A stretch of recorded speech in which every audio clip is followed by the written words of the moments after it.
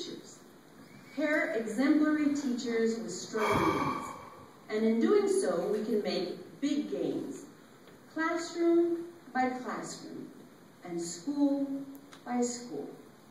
And if education is the most powerful tool in the life of a child, we should honor and reward our best teachers and intervene quickly to help those who need it.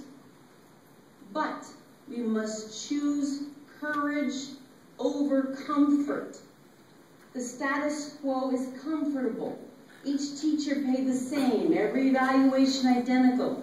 The misguided belief that all teachers should be simply labeled as meeting competency. And we know better. Those are comfortable notions. But they do not center on the one question we should be asking above all others when it comes to education. Are our children learning?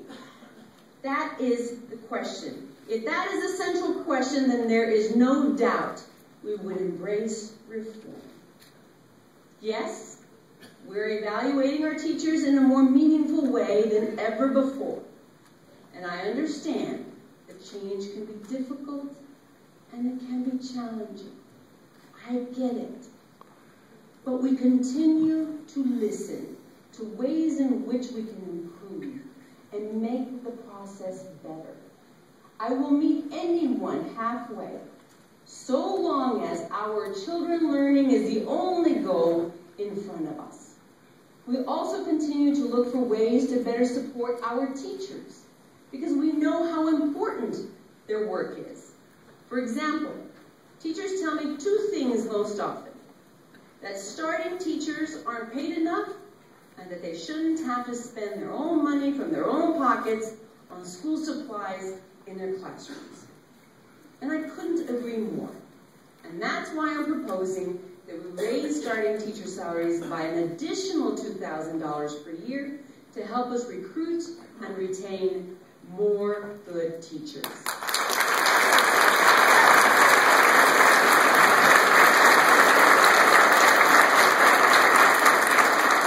And to help teachers who are having to pay for classroom materials out of pocket, we should provide every New Mexico teacher with a preloaded $100 debit card for the purchase of classroom supplies, so they don't take it out of their own pockets.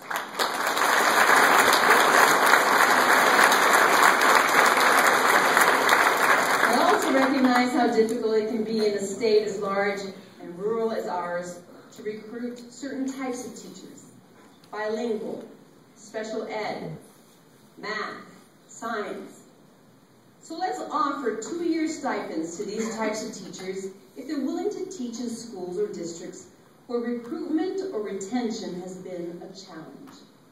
And I firmly believe that we should allow adjunct teachers into our high schools to teach certain difficult subjects. Scientists from Los Alamos or Sandia teaching 1 or 2 chemistry classes. Well-trained researchers teaching geometry or calculus. Again, if our goal is to provide our kids with the best instruction possible, these are opportunities we cannot pass up.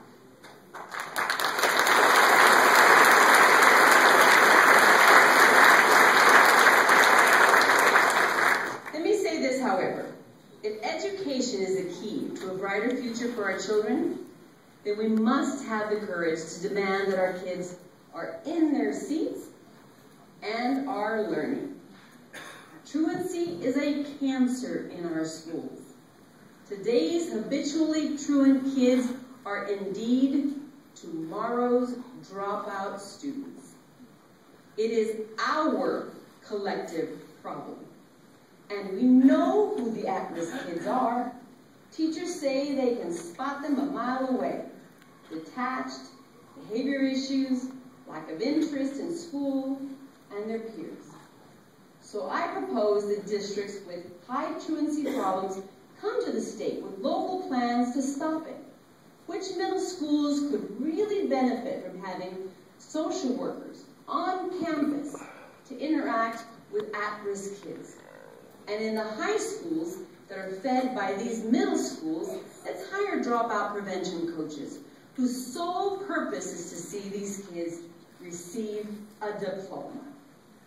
Of course, despite our best efforts, some young people will not get the message until we have the courage to be tougher.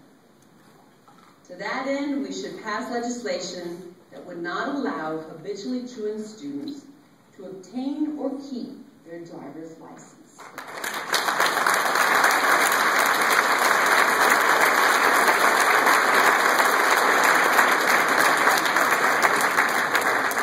But ask yourself this: how did many troubled students end up that way? Uninterested in school, dropping out, perhaps engaging in criminal activity, achieving far lower than their potential.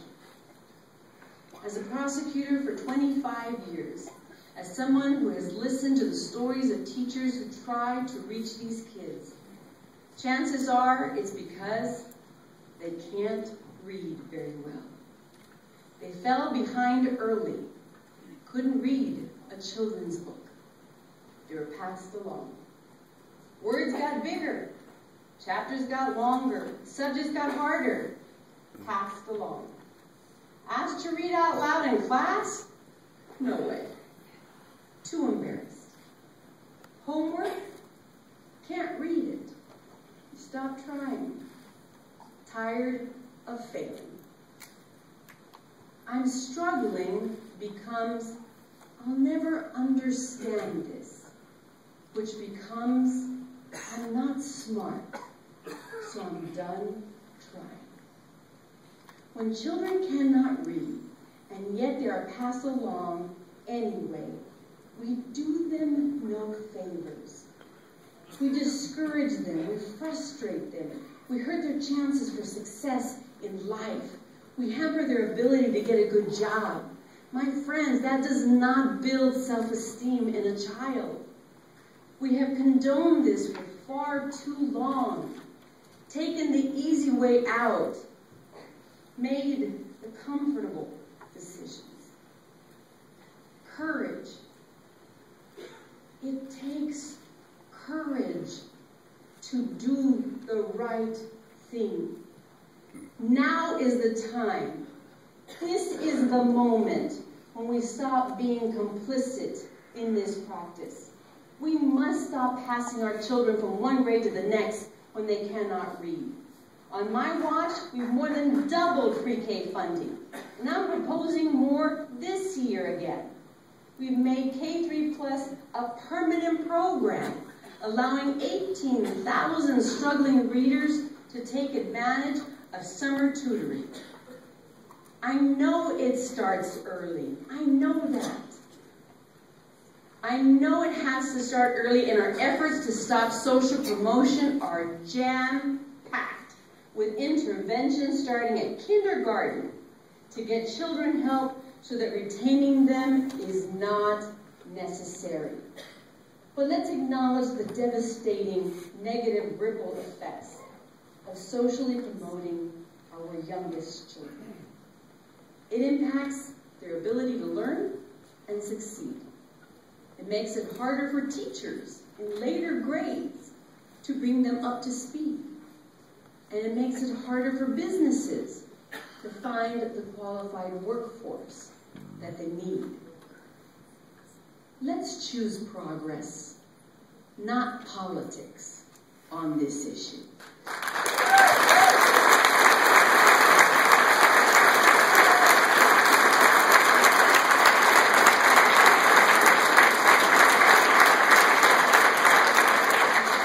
It's true, we're making gains. Our Hispanic kids and low-income students are among the leaders in the nation when it comes to advanced placement success. And our lowest performing students are making progress we haven't seen before. We are seeing glimpses of what happens when we choose reform, but we have a lot of work left to do. Let's put our students first, and ultimately, we can create thriving families and a stronger New Mexico workforce. Isn't that what we want?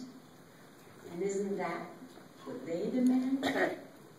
There are other questions that businesses ask also when deciding where to locate and whether to expand. Questions beyond whether the state's finances are in order, whether the state's tax policies are fair, whether our education system is preparing an adequate workforce. Things like, will we get a fair shake? Is the playing field level? I'm proud of what we have done to increase confidence in state government. After all, 4 years ago, that confidence was shaken to its core. Corrupt contractors aren't allowed to do business with the state any longer. Judges can now take away the pensions of corrupt officials. And we have recovered over $29 million in taxpayer money that was squandered in the Richardson-era pay-to-play scandal.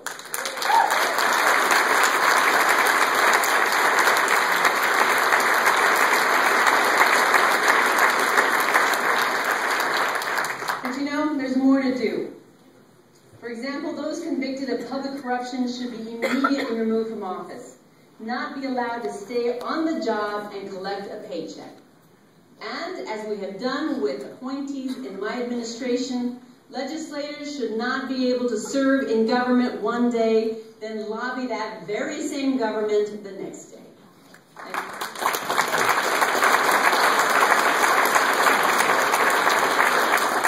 And while we're at it, let's adopt a few other just common sense reforms.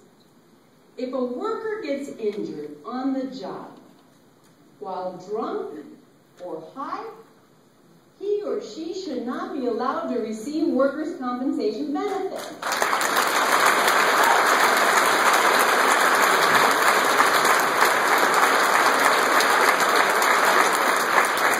And partisan elections should have no place in the selection of our judges.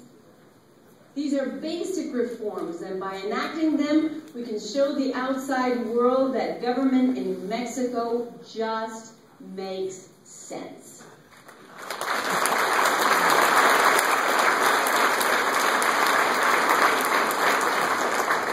Of course, it is also critical that our communities are safe. For our kids to have a bright future, they must be safe and they must be secure. In past years, we strengthened sex offender registration and closed the loophole that allowed out-of-state sex offenders to come here undetected. And the expansion of Katie's Law has led to an incredible 88% increase in DNA matches connecting people who are committing a broader range of felonies to previously unsolved crimes. 135 burglaries, 21 sex offenses, and 10 homicides. Those are lives that are being saved and more justice for victims every day.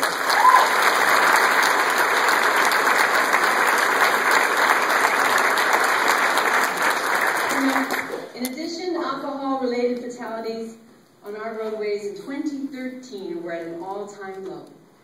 And that's encouraging.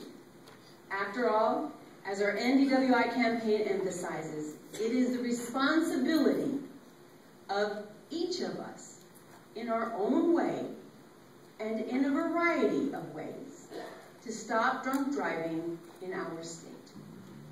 But still, we see too many tragedies, too many lives lost at the hands of drug drivers. This session, we need to crack down on repeat offenders, the ones who truly don't get it. And we need to increase penalties for those who recklessly toss the keys to someone whose license has been suspended due to a DWI conviction. There are other measures we can adopt to keep Mexicans safe. Certain child abuse offenders and those who kill under the influence of alcohol should be required to serve 85% of their prison sentence, no matter what.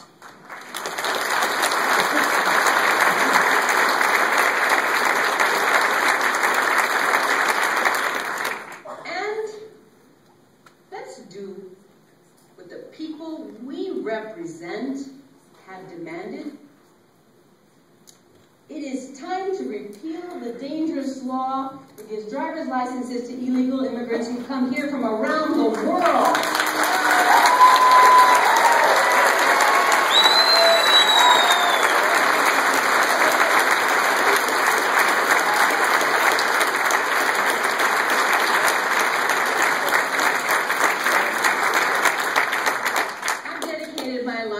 Fighting for kids and fighting to hold those who hurt them accountable.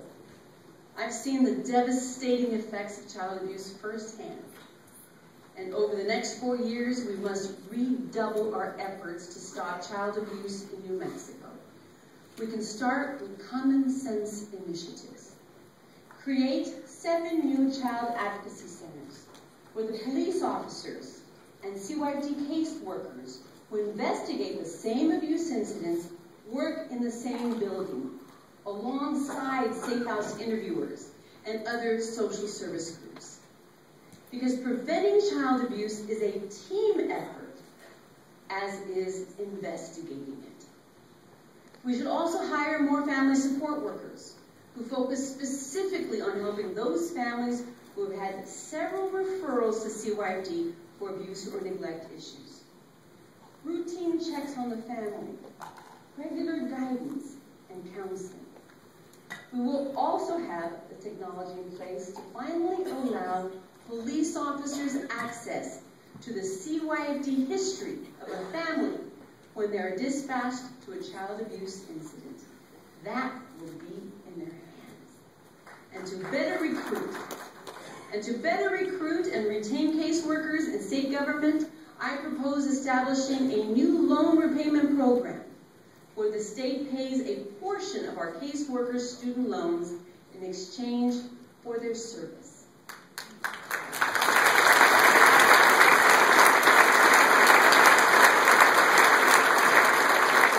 The job of a caseworker is incredibly difficult. It's why we have such high turnover. We have already raised the average caseworker's pay at CYFD by 10%. And this initiative is the next step. We should also close the many loopholes and correct the deficiencies in our current child abuse laws. For example, when CYFD caseworkers are called into a home, they should be able to prescribe counseling or therapy services and mandate that the parent or other caretakers take part.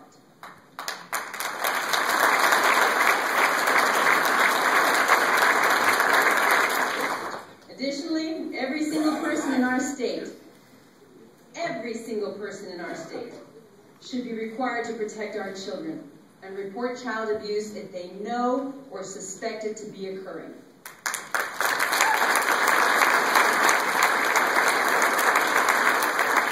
That's always been the law of the land, but sadly, a recent Court of Appeals decision ignored decades of precedent. Let's see that matter straight. Let's get it straightened out and we protect every single child in New Mexico.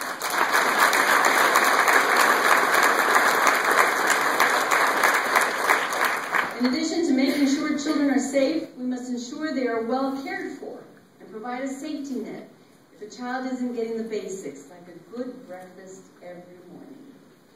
That's why I support expanding the Breakfast After the Bell program beyond just elementary school, to middle and high school students as well. We will also continue to expand the summer food program, because our little ones deserve to look forward to this summer break, not dread it out of fear that they will be hungry.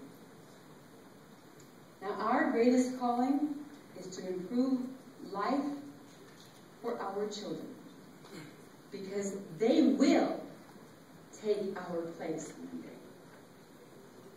And I want them to be better than we were. Better educated, better jobs, safer homes, stronger communities. The spirit of a child is an amazing thing. Sadly, I interacted with children under the worst of circumstances throughout my career as a prosecutor. It was hard. My goal was to get justice for them and then ask God to give them the resilience and the ability to overcome the scars, the pain, and the hurt. Looking back over a lifetime of service, many of them did just that. Those kids will tell me later, I was determined not to let the adversity of my youth stand in the way of being the person I know that I was created to be. That's why it is so important to me that as leaders, we never make decisions that stifle a child's hope, dampen a child's spirit, or put a ceiling on their potential. We grow our economy to empower them, so that when we tell them they can grow up to be anything they want, they can be confident in that promise. We turn around struggling schools to empower the kids, to empower them. We evaluate and help our teachers to empower them. We ensure they can read to empower them. Now I'm going to ask you to allow me to introduce two young people from Roswell who are overcoming their very own adversity.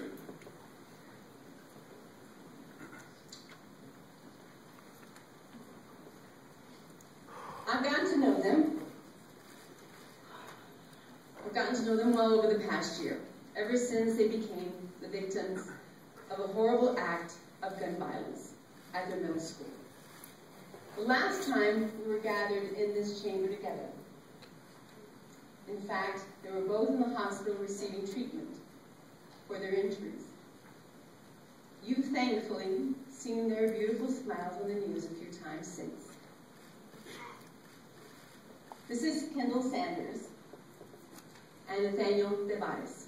We're so grateful to have them here. Let's give them a warm welcome.